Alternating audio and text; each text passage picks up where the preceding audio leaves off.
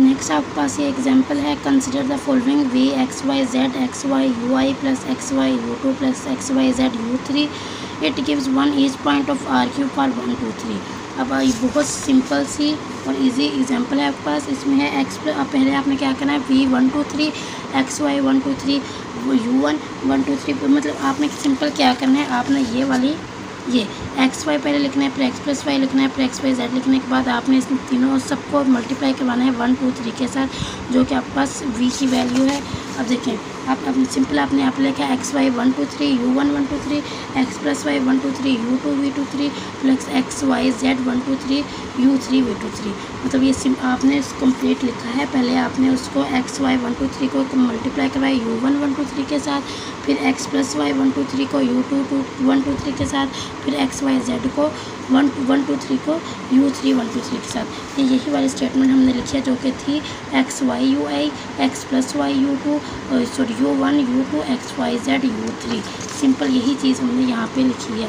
अब नेक्स्ट आपने क्या करना है, देखें आपके पास ये है एक्स वाई का मतलब है कि आपने इनमें एक्स और वाई को मल्टीप्लाई करवाना है। 2 को 1 के साथ एक्स 1 है, 2 वाई 2 है, 1 2 2। फिर आपने यहाँ पे देखें u 1 1 2 3 है, तो यहाँ पे देखें ये u 1 की वैल्यू है, तो यहाँ पे हो जाएगा 1 0 0, मतलब जस्ट आपके पास x वाले की वैल्यू आएगी, बाकी दोनों क्या हो जाएंगे 0।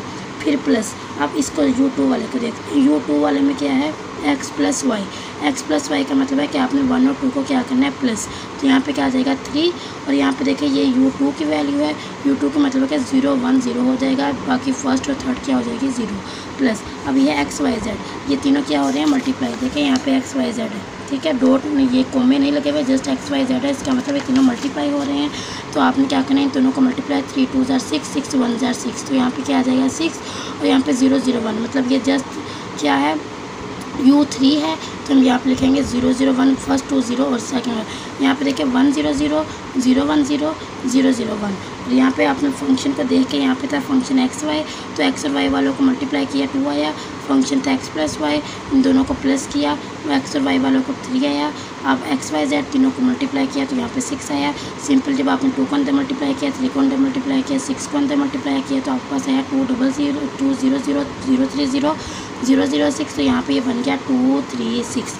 ये आपके पास बहुत सिंपल सा क्वेश्चन था, इजी सा, तो आपने इसको लाजमी करना है, ये आपके पेपर में आ सकता है। नेक्स्ट आपके पास है compute V P F for function F X square Y Z with P 1 1 0 and V 1 0 -3। अब ये वाला फंक्शन आपको याद होना चाहिए कि वी पी एफ ये किसके इक्वल होता है, पी प्लस टी वी के इक्वल होता है। यहाँ पे आप सिंपल पी की वैल्यू लिखेंगे जो कि है 1 1 0 प्लस टी, यहाँ पे फिर आप वी की वैल्यू लिखेंगे जो कि क्या है, वी की है 1 0 -3। ठीक है, आपने यहाँ इनकी वैल्यूज़ को पुट किया, फिर सिंपल आपको पता है 1, यहाँ पे देखिए ये टी, जब टी को अंदर मल्टीप्लाई करेंगे हो जाएगा टी, ये हो जाएगा 0, ये हो जाएगा -3t। अब सिंपल आपने क्या करना है, यहाँ पे देखिए 1 प्लस टी, मतलब इनको जब आप प्लस करेंगे 1 प्लस टी, ये 1 प्लस 0 1 हो जाएगा, और ये 0 -3t क्या हो जाएगा, -3t हो जाएगा। मतलब आपने इन दोनों को सिंपल प्लस, पहले टी को अंदर मल्टीप्लाई किया, फिर इन दोनों को प्लस किया, फिर आपने इन पर फंक्शन को अप्लाई किया, तो यह है 1 प्लस टी, ये है 1 -3t का स्क्वायर। देखिए आपके पास फंक्शन है X square Y Z, X की वैल्यू आपके पास क्या आई है 1 प्लस टी, तो आप करेंगे यहाँ पे 1 प्लस टी का स्क्वायर, वाई की वैल्यू आपके पास आई है 1, और जेड की वैल्यू है 1 -3t, तो यहाँ पे आपने जस्ट वो वैल्यू लिखी है 1 प्लस टी का स्क्वायर 1 -3t, उनको सिंपल आपने जब मल्टीप्लाई करवाएंगे तो आपके पास ये वाला आंसर आ जाएगा, और हमने कुछ भी नहीं किया। ठीक है, पी प्लस टी वी ये वाली बात आप लोगों ने याद रखनी है वी पी एफ के केस में। फिर आपने सिंपल टी को अंदर मल्टीप्लाई करवाया, इनको सिंपल प्लस करवाया, इन पर फंक्शन को अप्लाई करवाया, फंक्शन आपके पास था एक्स स्क्वायर वाई जेड। ठीक है, तो आपने एक्स का स्क्वायर लिया, वाई की वैल्यू क्यों ही लिखा, या देन आपने जेड की वैल्यू को लिखा, इन तीनों को मल्टीप्लाई करवाया, तो आपका आंसर आ गया। नेक्स्ट फिर आपको उन्होंने यही क्वेश्चन रिपीट करके दिया है, बल्कि सिंपल एक इस मेथड से आपने प्रूफ करना है जिसमें आप डेरिवेटिव लेंगे। ठीक है, अब फंक्शन आपको गिवन है -3t -6t, सॉरी यही वाला क्वेश्चन है। पहले अब ये देखें F P plus T V, आप ये आपने इसकी वैल्यू निकाली, अब आपने इसका डेरिवेटिव भी लेना है D plus by D T, मतलब टी के अकॉर्डिंग जब आप इसका डेरिवेटिव लेंगे, देखिए टी के अकॉर्डिंग इसका डेरिवेटिव लें, तो यहाँ पे -3 बचेगा, यहाँ पे -12t हो जाएगा, यहाँ पे -9t स्क्वायर हो जाएगा। ये जो लिमिट्स हैं ये आपको गिवन है कि आपने टी की इक्वल टू 0 के लिए चेक करना है, देना आपने टी की जगह 0 पुट किया, तो आपके पास ये वाला आंसर आ गया -3। ठीक है, मैं एक बार फिर से रिपीट कर देती हूँ, इंपॉर्टेंट क्वेश्चन है, आपको ये वाला जो मेन फार्मूला है वो ये वाला वाला है। यहाँ से पहले आप p प्लस टी वी निकालेंगे। p प्लस टी वी निकालने के बाद आप उस फंक्शन में p प्लस टी वी की वैल्यू को पुट करेंगे जो एक्स वाई जेड की होंगी। फिर आप उसका t के अकॉर्डिंग डेरिवेटिव लेंगे। फिर जब आप t के अकॉर्डिंग डेरिवेटिव लेंगे देन आप t की जगह 0 पुट करेंगे, आपके पास ये वाला आंसर आ जाएगा। ये 4 से 5 स्टेप्स हैं जिनको आपने अपने माइंड में रखना है।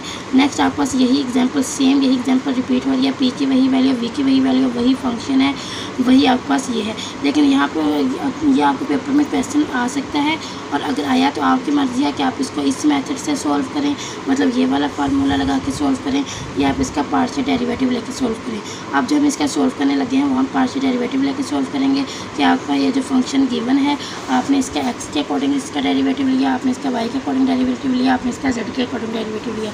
एक्स के अकॉर्डिंग लेंगे तो आएगा 2xyz, वाई के अकॉर्डिंग लेंगे तो x स्क्वायर जेड, जेड के अकॉर्डिंग लेंगे तो x स्क्वायर वाई। यही चीज़ हमने यहाँ पे लिखी है, partial F by partial X, partial F by partial Y, partial F by partial Z. अब p की वैल्यू यहाँ पे हमें गिवन है, p के जो वैल्यू होती है उसमें x y z की वैल्यूज़ होती हैं। यहाँ पर भी देखें हमने यही चीज़ की थी, जो आया था ये हमने x की जगह रखा, ये हमने y की जगह रखा था, ये हमने z की जगह रखा था। तो ये है यहाँ पे x की वैल्यू 1 है, y की वैल्यू 1 है, z की वैल्यू क्या है 2 है। तो आपने क्या करना है यहाँ पे सिंपल पुट करना है x y z की वैल्यूज़। जब पुट करेंगे तो ये तीनों x ये z की वैल्यू 0 है तो 0 से मल्टीप्लाई होकर सपोज 0, z है 0 से मल्टीप्लाई होकर सपोज 0, x स्क्वायर y है तो इसकी वैल्यू 1 है, इसकी भी 1 है तो ये क्या हो जाएगा 1। अब आपने ये वाला फार्मूला लिखना है VPF, ये किसके इक्वल होता है 1 0। अब देखिए ये VP हमारे पास क्या था 1 0 माइनस 3। अब आपके पास 1, x की वैल्यू आपके पास आई है 0, इसकी वैल्यू भी आई है 0, इसकी वैल्यू आई है 1, तो -3 को 1 के साथ मल्टीप्लाई करेंगे, 1 0 प्लस 0 0 माइनस 3 1, तो आपका आंसर आ जाएगा -3। ये जो p में वैल्यूज़ हैं ये है x y z की values, partial F by partial X किया, partial F by partial Y किया, partial F by partial Z किया। फिर आपने क्या किया वहाँ पे एक्स वाई जेड की वैल्यूज़ को पुट किया, देन आपने ये v वाला फंक्शन था उसमें वैल्यू को ला के इसके साथ मल्टीप्लाई किया, तो आपके पास वही वाला आंसर आ गया -3 जो कि ऊपर का आंसर था। आपके पेपर में आपकी मर्ज़ी है कि आप इस क्वेश्चन को इस मेथड के थ्रू सॉल्व करें या फिर इस मेथड के थ्रू सॉल्व करें, या आपकी मर्ज़ी है, आपको मार्क्स मिलेंगे। ये वाले कुछ MCQs हैं। AVP प्लस VP फंक्शन है, ये किसके इक्वल होगा कि आप पहले इसको इसके साथ मल्टीप्लाई करवा दें, फिर प्लस आप इसको इसके साथ मल्टीप्लाई करवा दें। नेक्स्ट आपके पास है VP AF plus G, A constant है स्टार्ट में लिख लें VPF के साथ, फिर B कॉन्स्टेंट है स्टार्ट में लिख लें, फिर VPG के साथ। ठीक है, ये भी MCQs है। VPF ऑफ G, VP को पहले आप F के साथ लिख लें, G के साथ ऐसे ही आ जाएगा, फिर आप FP को लिख लें और ये VP को G के साथ लिख लें। मतलब आपने VP को एक बार F के साथ लिखना है, फिर VP को आपने एक बार G के साथ लिखना है, साथ G ऑफ P या F ऑफ P ऐसे ही आ जाएगा। ये भी आपका MCQs है। ये डेफिनेशन है, सिर्फ इसको एक बार MCQs के लिए देख लें कि आपके पास फंक्शन है I approaches to R square. अब ये जो अल्फ़ा टी होता है ये इक्वल होता है alpha 1t, alpha 2t, alpha 3t। ये कब डिफरेंशिएबल, आप इस फंक्शन अल्फ़ा टी को कब बोलेंगे कि वो डिफरेंशिएबल है, जब इसमें ये भी डिफरेंशिएबल हो, ये भी डिफरेंशिएबल हो और ये भी हो। अगर ये तीनों डिफरेंशिएबल है तो वो फंक्शन क्या होगा, डिफरेंशिएबल होगा। नेक्स्ट कर्व की डेफिनेशन है। कर्व में ये होता है alpha cos t plus mu sin t equal 0 travels around a circle. यहाँ पे अल्फ़ा की वैल्यू जो होती है वो ग्रेटर देन 0 होती है। एक ये वाली चीज़ आपने याद रखनी है। और ये XY प्लेन होती है R³ में, मतलब है ये R³ लेकिन ये क्या है XY प्लेन है, X और Y की वैल्यू है, Z की वैल्यू नहीं है। नेक्स्ट आपने 1 to 1 कर्व के लिए MCQs के लिए देखना है। 1 to 1 कर्व कौन सी कर्व होती है जिसमें अल्फ़ा T1 अल्फ़ा T2 के इक्वल ना हो और T1 T2 के इक्वल ना हो। ये कंडीशन याद रखनी है। 1 to 1 कर्व की आपको पेपर में पूछ सकते हैं। नेक्स्ट आपके पास है किसी भी कर्व को आप कब बोलते हैं कि वो 1 to 1 कर्व है, अगर वो कर्व इंटरसेक्ट भी ना करे और रिपीट भी ना हो, मतलब वो रिपीट भी ना करे एक दूसरे को और ना वो इंटरसेक्ट करे, देन वो जो कर्व होती है आप उसको क्या बोलते हैं कि वो 1 to 1 कर्व है। पीरियडिक कर्व का ये वाली चीज़ याद रखनी है। जस्ट आपने अल्फ़ा T प्लस P ये इक्वल होता है अल्फ़ा T के स्मॉलेस्ट नंबर जो होता है वो पीरियडिक होता है, मतलब अल्फ़ा T प्लस P ये किसके इक्वल है, अल्फ़ा T के पीरियडिक कर्व के लिए आपने सिर्फ इस स्टेटमेंट को याद रखना है। नेक्स्ट आपके पास एक फार्मूला क्वेश्चन है रेगुलर कर्व क्या होती है कि आपके पास एक अल्फ़ा टी है, जब आप उसका प्राइम लेते हैं, आप उसका फर्स्ट डेरिवेटिव लेते हैं, वो 0 0 0 के इक्वल नहीं आता, देन वो आपका जो कर्व है वो रेगुलर कर्व नहीं है, रेगुलर कर्व है। अगर वो 0 के इक्वल नहीं आता तब वो रेगुलर कर्व है, अगर वो 0 के इक्वल आ जाता है देन वो रेगुलर कर्व नहीं है। इसी के लिए आपके पास एक एग्जांपल है, आपके पास ये फंक्शन गिवन है अल्फ़ा टी। आपने अल्फ़ा टी का क्या लेना है, आपने चेक करना है कि रेगुलर है या नहीं। रेगुलर चेक करने के लिए आप अल्फ़ा प्राइम टी लेते हैं। अल्फ़ा प्राइम टी लिया, देखें अल्फ़ा टी की वैल्यू थी टी स्क्वायर टी क्यूब 0। आप प्राइम टी लेंगे 2t 3t स्क्वायर 0। अब ये आपके पास किसके इक्वल आपने इसको रखना है 0 0 0 के। जब आप इसका 0 0 0 के इक्वल रखेंगे 2t का 0 के इक्वल, इसका 0 के इक्वल और इसका भी 0 के इक्वल, तो ये आपके पास अल्फ़ा प्राइम 0 क्या आ जाएगा, ये 0 के मतलब टी की जगह जब आप 0 पुट करेंगे तो ये क्या आ जाएगा 0 आ जाएगा। अब आपको मैंने अभी ऊपर बताया था अगर 0 के इक्वल ना आए तब वो रेगुलर कर्व होती है। ये तो 0 के इक्वल आ गया तो ये क्या है नॉट रेगुलर है। नेक्स्ट आपके पास स्पीड ऑफ कर्व के लिए आपने ये वाला फार्मूला याद रखना है। आर्क लेंथ का फार्मूला होता है partial alpha 1 by partial t इसका square, partial alpha 2 by partial t इसका square plus partial alpha 3 plus partial t इसका स्क्वायर मतलब क्यू, मतलब ये स्क्वायर यहाँ पर भी स्क्वायर है सॉरी, ठीक है। अल्फ़ा 1 के अकॉर्डिंग उसका डेरिवेटिव लेना है, अल्फ़ा 2 के, अल्फ़ा 3 के, देन आपने उनका स्क्वायर एक लेना है, फिर आपने उसका स्क्वायर रूट लेंगे तो आपके पास ये क्या होगी स्पीड ऑफ कर्व होगी। अब हम इसकी एग्जांपल करते हैं। आपके पास एग्जांपल है कि आपके पास एक ऑब्जेक्ट है मूव कर रहा है स्पीड के साथ, ठीक है। आपने सबसे पहले क्या करना है अल्फ़ा प्राइम टी निकालना है। क्या करना होता है हमने सबसे पहले अल्फ़ा प्राइम टी निकालना है। अल्फ़ा प्राइम टी निकालेंगे यहाँ से तो आपके पास देखें ये यहाँ पे अब उनकी एक मिस्टेक है, वो मिस्टेक ये थी कि देखें यहाँ पे है 2t T square T cube by 3। उन्होंने जब डेरिवेटिव लिया वो इस टी स्क्वायर का उन्होंने डेरिवेटिव ही नहीं लिया, उन्होंने जस्ट लिया 2t और टी क्यूब बाई 3 का डेरिवेटिव। जब इसका डेरिवेटिव लिया तो यहाँ पे 2 आया, इसका डेरिवेटिव लेंगे तो यहाँ पे 3t स्क्वायर बाई 3 आएगा, 3 से 3 कैंसिल तो यहाँ पे आ जाएगा टी स्क्वायर। उन्होंने जस्ट इसका डेरिवेटिव लिया, ये उनसे कोई हैंड आउट्स में मिस्टेक हुई है। तो अगर ये आपको पेपर में आ जाए यहाँ पे टी स्क्वायर हो तो आपने यहाँ पे टी स्क्वायर का भी लेना है डेरिवेटिव, मतलब यहाँ पे आप 2t भी लिखेंगे इसका डेरिवेटिव लेके। हो सकता है कि क्वेश्चन में उनसे मिस्टेक हुई हो, ये हो ही ना, क्योंकि ये 2 प्लस टी स्क्वायर ये ऐसे नहीं आ सकता इसका डेरिवेटिव, तो ये इसकी मिस्टेक है टी स्क्वायर की। या टी स्क्वायर का क्वेश्चन में हुआ तो आप ऐड करेंगे, नहीं हुआ तो आप जस्ट 2 प्लस टी स्क्वायर लेंगे। फिर सिंपल आपको लिमिट्स गिवन है -2 से 2 तक, आपने वो लिमिट सॉरी माइनस ये उन्होंने बोला है find arc length from -1 to 1, तो लिमिट्स आपको गिवन है -1 to 1, 2 प्लस टी स्क्वायर आपका ये फंक्शन जो अल्फ़ा प्राइम टी वाला आया है, इसका आप जब इंटीग्रेट करेंगे तो ये आएगा 2t, इसको इंटीग्रेट करेंगे तो T cube by 3। Simple limits को अप्लाई करेंगे -1 to 1, यहाँ पर टी की जगह पहले 1 रखेंगे, फिर प्लस ये 1/3, फिर आपने क्या करना है इसमें -1 पुट करना है, मतलब पहले आपने इस 2t में 1 और -1 पुट किया, फिर आपने इस वाले फंक्शन में 1 और -1 पुट किया। सिंपल उसको आपने मैथ का मतलब मैथमेटिकल स्टेप है, आपने उसको सोल्व किया तो आपके पास ये वाला आंसर आ गया।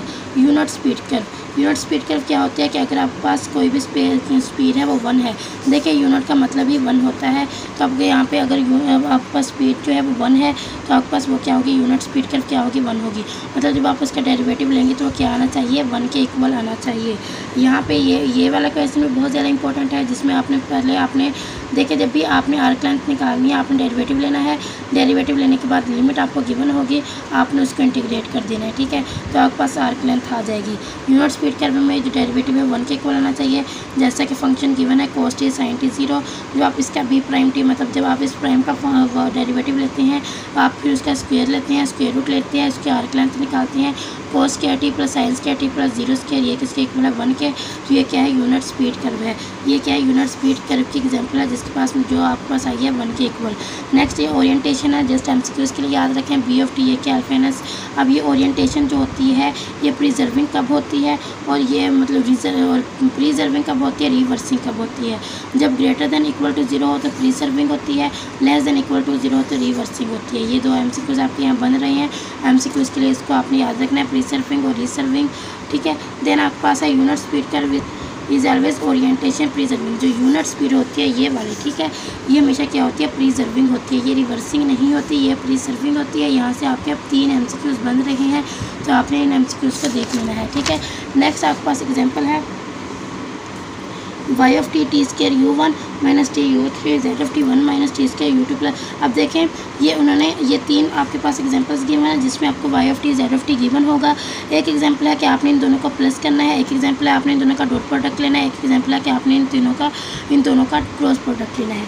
जब आप इन दोनों को प्लस करेंगे, देखिए प्लस करना है u1 वाले को u1 वाले में प्लस करते हैं तो यहाँ पर क्या आ जाएगा T square 1 minus T square. जब आप इन दोनों का प्लस करेंगे तो आपके पास ये आएगा टी स्क्वायर प्लस 0 आ जाएगा, ठीक है u1। फिर आपने क्या करना है अब देखें U2 की वैल्यू यहाँ पे है, देखें U1 की वैल्यू अगर आप यहाँ पे देखें ना, ये है t² U1, यहाँ पे U2, यहाँ पे U1 की वैल्यू ही नहीं है तो आप पहले लिखेंगे t², यहाँ पे U2 की वैल्यू नहीं है तो लिखेंगे 0 और यहाँ पे लिख देंगे U1।